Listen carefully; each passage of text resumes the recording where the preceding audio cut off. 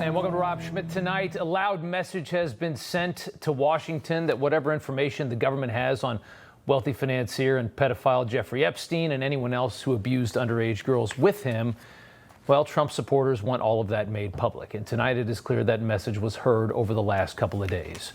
Earlier today on the White House lawn, the president showing his support for his Attorney General Pam Bondi, but also making it very clear that any information that is credible about any of this should be released to the American public. Take a listen. She's given us just a very quick briefing, and in terms of the credibility of the different things that they've seen, she's handled it very well, and it's going to be up to her. Whatever she thinks is credible, she should release. Whatever is credible should be released. He knows this has become a key issue with the people who support him the most, have supported him for the past 9 years.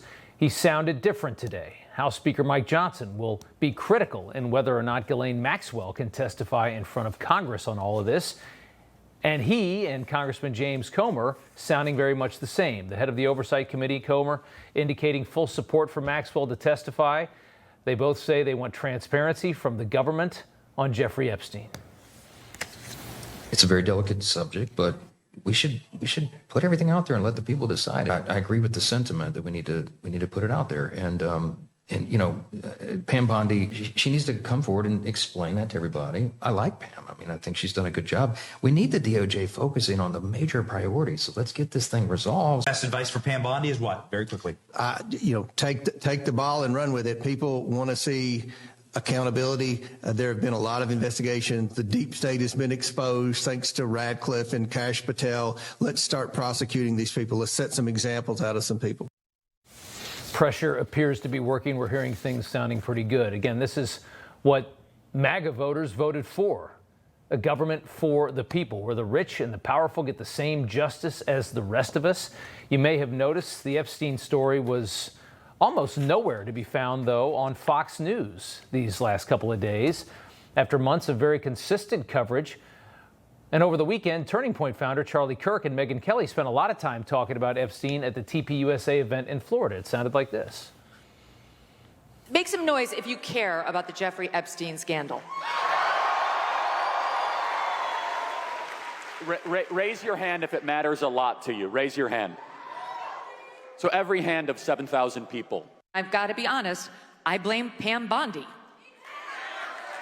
She has never missed an opportunity to go on television and dangle sweet nothings that might be coming your way. Her words on the record on Fox News are diametrically opposed to what she put in this memo. She's embarrassed the president. She's embarrassed herself.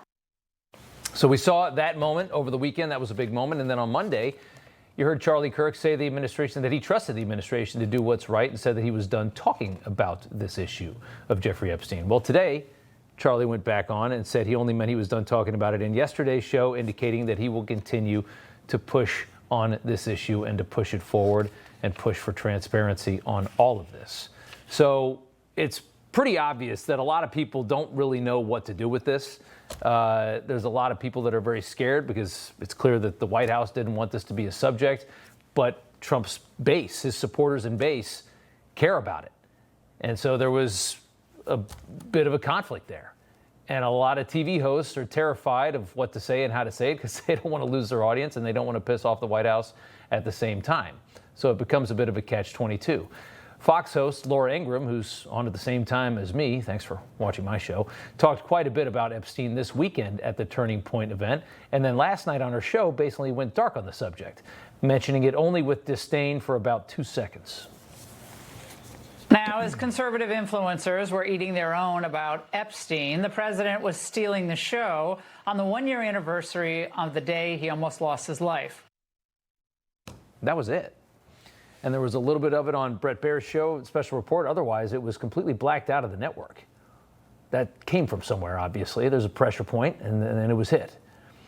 Meanwhile, Democrats are humiliating themselves, trying to score a cheap political win out of all of this, fanning the flames of a MAGA mutiny that they perceive here as everyone tries to figure out what to do about Epstein, pretending they care about any of this after ignoring all of it while Biden was in power and had the ability to just release all these files himself. Take a listen. The American people deserve to know the truth, the whole truth, and nothing but the truth as it relates to this whole sordid Jeffrey Epstein matter. I think we should be releasing the files right now. We need to get the information right now. It is dangerous to public health and safety not to release the names publicly. Oh, so now we're very interested in full transparency. Today, Congressman Ro Khanna pushing an amendment to the Crypto Genius Act that they're trying to get through Congress this week, trying to force the release of the Epstein files after, of course, Democrats ignored this story for the last 4 years. You know, everybody's reporting the same stories, the same spin. You turn the channel, it's always the same. But not us. We're different. We report the real news. No spin, just the facts. Turn to us, and you won't turn back. Tune in to Rob Schmitt Tonight on Newsmax.